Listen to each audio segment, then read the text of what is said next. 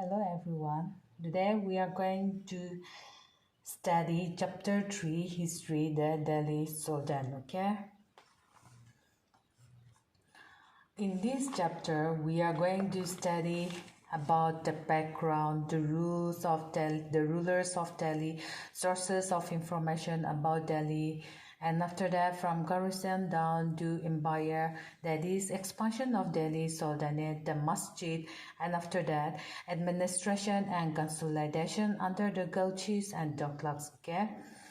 Until now, okay, what we have studied about is the ancient and early medieval history, okay? But in this lesson, we are going to study about the Delhi Sultanate.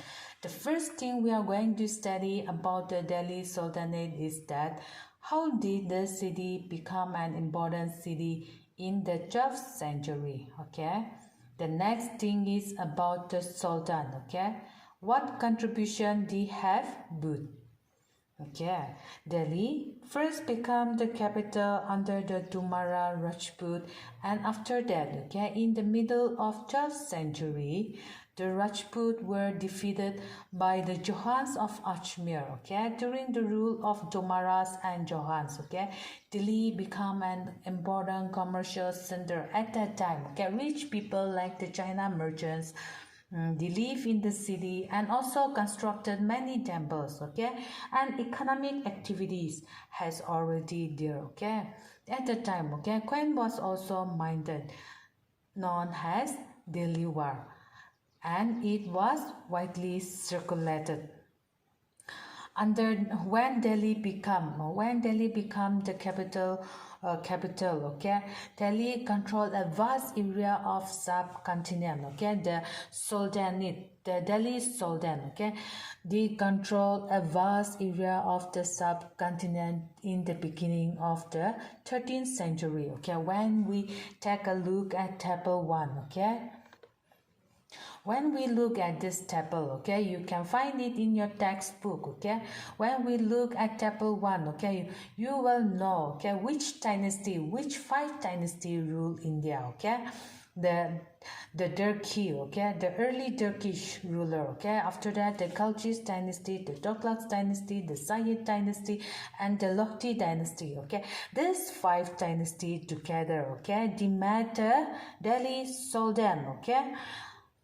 During that time, the Delhi Sultan built many cities in the area, what we now known as Delhi.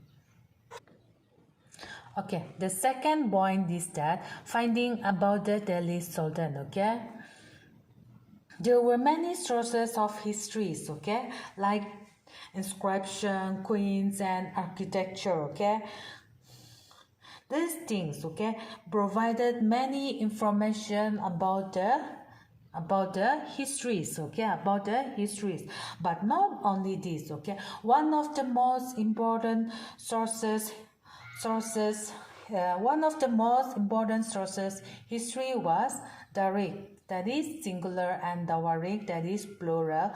These were written in Persian language, okay, during the administration under the Delhi Sultan, okay. What are Dawarik? Okay, Dawarik are the historiography, okay, containing history written by the learned men like the secretaries, administrators, boys, and coders, okay. They used to write this Dawarik, okay. This Dawarik was similar to the manuscript. In the previous lesson, we have already known about the manuscript. So during the Delhi Sultan, okay, this Tawarik were similar to the manuscript. Nowadays, okay, we have got many new technology in order to bring out the papers, okay, but in the olden days it was not like that. So how do this manuscript were made, or what stages they used to make this manuscript. Okay, they use 4 stages. Okay, they use 4 stages. You can see it in your textbook. There are 4 stages, right? You can see it in your textbook. See, the first one is that preparing the paper. Okay, they started to prepare the paper, and after that, the second, after they finished preparing the paper, they started to write the text. Okay, after that, okay, the third one is that highlighting important words and messages. Okay, in order to highlight important words and messages, okay, they build the goal, and with this goal, okay, they will highlight the important words and messages, and after that, lastly, they started to bind the paper. Okay, not only that, we have to keep a few details in mind. Is that the authors of the Tawarik, okay, they usually live in the city, that is also mostly in Delhi. Okay, they don't live in the villages. Whenever they write the Tawarik, okay, they will write about the rulers and the life of and the cities and the people of the city, those who are living in the city. They will write only about that one. And the second is that whenever they write, okay, they write the histories, okay, in the hope of getting rich reward from the Sultan. And the third is that these authors, okay, they will give advice to the Sultan, okay, on the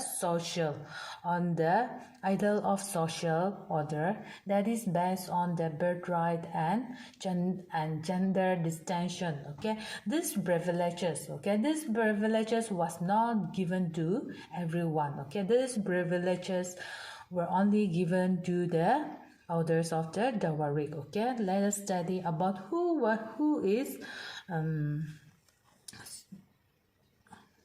Razia and Minhaj Siraj. Razia, okay, she was the daughter of the Sultan Utmish. Okay, she became Sultan in 1236.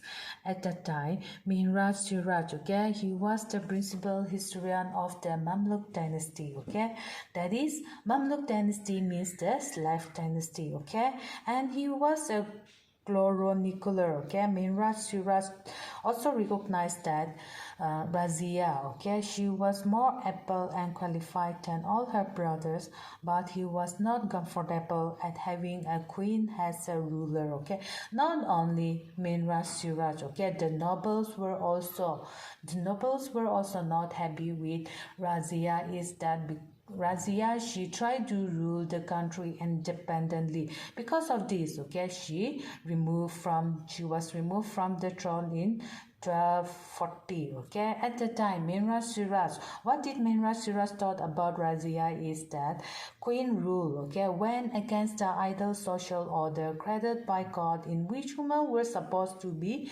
subordinated to men.